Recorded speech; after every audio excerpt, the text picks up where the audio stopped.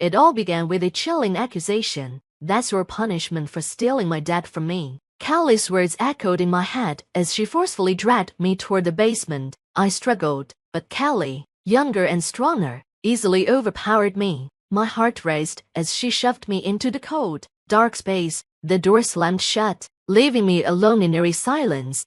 The basement was damp, with a musty odor and a bone-chilling cold that crept into my skin. Panic began to set in as the darkness closed around me. I was trapped, and my mind spun with questions. What had just happened? Why was Callie so furious? How had our relationship become so twisted? Before I could process the gravity of it all, I felt something pressing against my thigh. Instinctively, I reached into my pocket and found my phone still there. A small relief, but it didn't erase the fear settling in my chest. My name is Olivia Anderson, and I'm 45 years old. Never in my wildest nightmares had I imagined I'd find myself in such a terrifying situation. I work as an administrative assistant, nothing too demanding, but it keeps me busy and content. My life, though simple and predictable, was fulfilling. I had a stable career, surrounded by colleagues who felt more like friends. But, despite all of this, one thing weighed heavily on my heart: I wasn't married. For years, I watched as friends found their soulmates, settled down, and built lives together. Every wedding invitation brought with it a mix of happiness and envy. I feared growing old alone, with no one to share my life with. No matter how much I tried to push it aside, immersing myself in work or attending social gatherings, of fear gnawed at me. Then, one day, everything changed when I met James Anderson.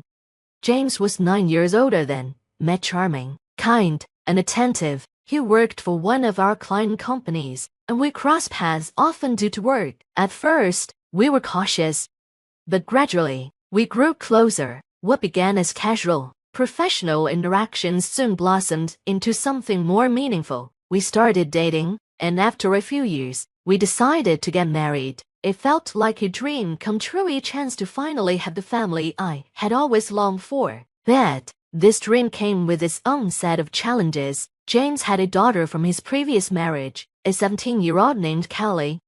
From the beginning, Callie was distant and guarded. She adored her father and stuck by him every chance she got. I hoped that, in time, Callie and I would grow closer, that we could form a bond and become a real family. But that was just wishful thinking. After the wedding, I moved into the house James shared with Callie. I left my job to focus on being a homemaker, devoting myself to making our home as warm and inviting as possible. I cooked balanced meals, kept the house immaculate, and did everything I could to his life for both James and Callie. But no matter how hard I tried, Callie kept her distance. At first, I chalked it up to her being a teenager, moody and rebellious, as they often are. But as weeks turned into months, her coldness never wavered. She brushed off my attempts to connect, offering curt, one-word responses or sometimes no reply at all. The more I tried, the more she seemed to retreat, like a shadow slipping further out of reach. The only time Callie seemed truly at peace was when she was with her cat, Oliver, who was a chubby, mischievous cat who had been with James long before I came into the picture. Oliver was Callie's constant companion, and I often found her sitting in silence, stroking his fur. I couldn't help but envy the bond she shared with the cat, while I struggled to even get her to look me in the eye. Time passed, and despite my best efforts, the distance between us only grew. 5 years slipped by, and though we lived under the same roof, Callie remained a stranger to me. I didn't know her favorite foods, her hobbies, or what she dreamed about. The only thing I knew for sure was her deep love for Oliver, and that was a connection I could never seem to share. I couldn't seem to replicate the connection Callie had with Oliver. Then one day, out of the blue, Callie spoke to me. I was startled. It was the first time she had ever initiated a conversation. "How long are you planning to stay in this house?" she asked, her tone sharp and cold. I was taken aback. "What do you mean? How long are you going to stay here? Can you leave soon? You're in the way," she said bluntly. Her words hit me like a punch to the gut. I had worked so hard to make this house a home, to be part of this family, and now Callie was telling me to leave. I stood there, speechless, stunned by her hostility. Callie continued, her voice dripping with bitterness. I love my dad. It was just the two of us before you came along. I can't stand you being here, pretending to be my mother. I wanted to say something, anything, to defend myself, but the words wouldn't come. All I could think was, how had it come to this? What had I done to make Callie hate me so much? Callie's next words cut even deeper. I thought if I ignored you long enough, you'd get the hint and leave, but you're still here, acting like everything's fine. You're not my mother, and you'll never be. So just, Bo. Tears welled up in my eyes. I had tried so hard to be kind, to be patient, but nothing I did seemed to matter. Callie's harsh words echoed in my mind long after she stormed off, leaving me alone in the kitchen. From that day forward, Callie's treatment of me grew even crueler. She criticized everything I did in cooking, my attempts to make conversation, and made it painfully clear that she wanted nothing to do with me. It was like living with a stranger who resented my very existence. The worst part was, in front of James, Callie put on a facade. She acted like the perfect daughter, hiding the venom she reserved just for me. Whenever James was around, Callie transformed. She acted sweet and polite, praising my cooking and pretending to be the perfect daughter. But the moment he was out of earshot, her coldness returned, sharper than ever. The insults came back in full force, and I felt trapped in a nightmare with no way out. I wanted to talk to James, to tell him what was really happening, but each time I tried, I lost my nerve. He was always so busy with work, and I didn't want to add to his stress by burdening him with my problems. So, I kept quiet, hoping that maybe, somehow, things would improve, but they never did.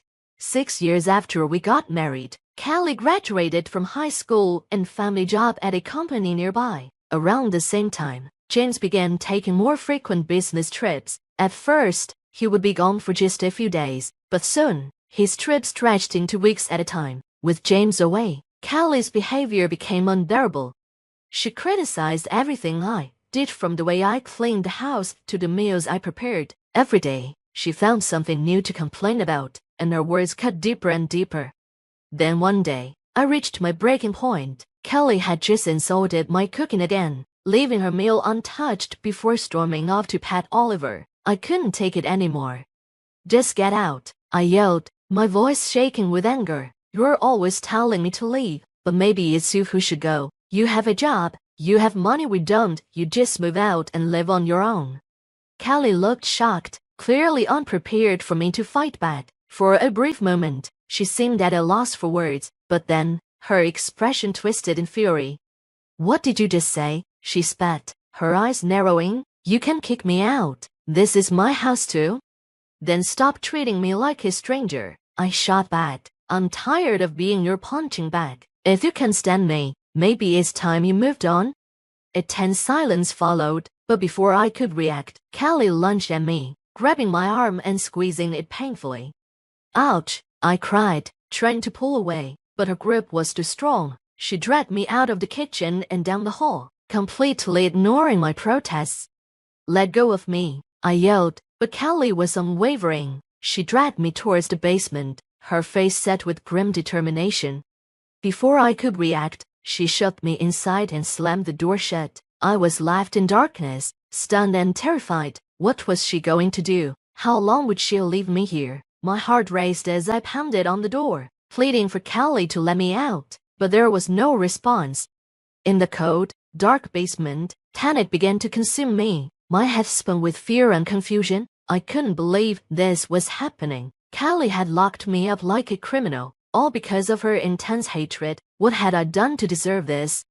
As the hours dragged on, my panic grew. I searched desperately for a way out, but the basement was solidly constructed, with no windows or escape routes. The walls seemed to close in on me, making me feel suffocated. Then I remembered the phone in my pocket. With trembling hands, I pulled it out and quickly dialed my friend Linda's number.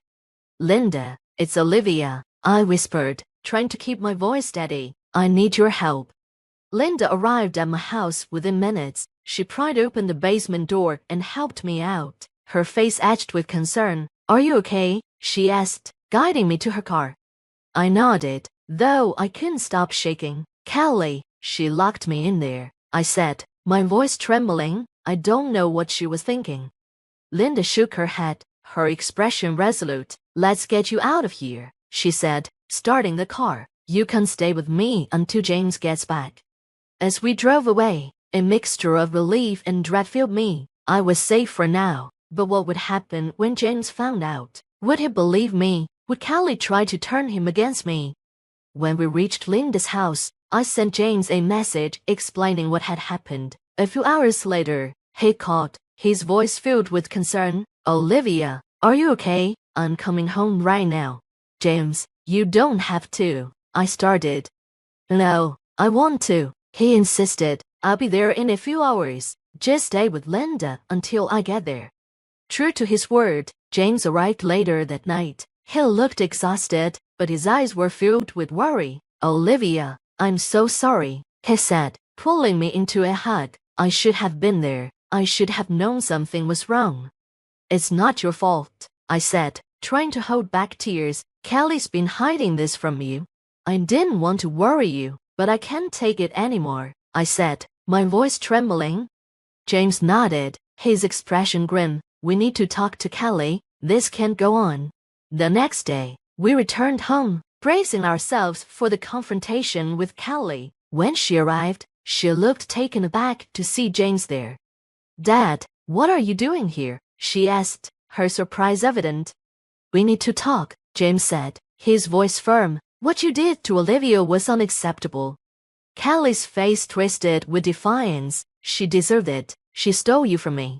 That's no excuse, James replied, his tone resolute. You put her life in danger. Do you understand how serious this is? Callie's defiance wavered, but she still tried to justify herself. I just wanted her to leave. I never meant to hurt her. But you did, I said quietly, stepping forward. Callie, I never wanted to replace your mother. I just wanted us to be a family. But you've made it clear that you don't want that. Tears filled Callie's eyes, but she quickly wiped them away. So what now? Are you going to kick me out? James sighed, running a hand through his hair. Callie, I love you, but you can't stay here if you're going to keep hurting Olivia. You need to get help. Maybe some time apart will help you see things more clearly. Callie stared at him, her expression a mix of anger and sadness. You're choosing her over me. I'm choosing what's best for everyone, James said gently. I want you to get better, to find a way to be happy, but that won't happen if you stay here and keep lashing out. After a long silence, Callie finally nodded. Fine, I'll go, but don't expect me to forgive either of you, Callie said, her voice cold. With that, she turned and walked out of the house, leaving us standing there in stunned silence. The tension that had plagued us for years seemed to dissolve, replaced by a heavy, lingering sadness. For the next few days, James and I were in a state of shock. We had hoped for a resolution, but instead, we were left with the fragments of a broken family. Callie moved into a small apartment nearby, and while James made an effort to stay in touch, the distance between us all was palpable. Life slowly returned to a new normal. James and I focused on rebuilding our relationship, finding solace in the quiet moments we shared. Oliver, sensing the change, became even more affectionate, curling up beside us as we Saturday on the sofa in the evenings. One day, as we watched the sunset together, James turned to me and said, "Thank you for staying strong, Olivia. I know this hasn't been easy." "It hasn't been easy for you either," I replied, squeezing his hand. "But we're in this together. We'll get through it." As weeks turned into months, we began to heal. Callie reached out occasionally, apologizing for her behavior and updating us on her life. She had started seeing a counselor, and though there was still a long road ahead, it was a step in the right direction. The house felt lighter without the constant tension. James and I rediscovered the joy of being together, taking long walks, planning weekend trips, and spending lazy afternoons talking and laughing. It felt like a second honeymoon, a chance to rebuild our lives and our love. Though the pain of the past lingered, we were determined to move forward. We had weathered the storm and emerged stronger on the other side. With each passing day, the future looked a little brighter.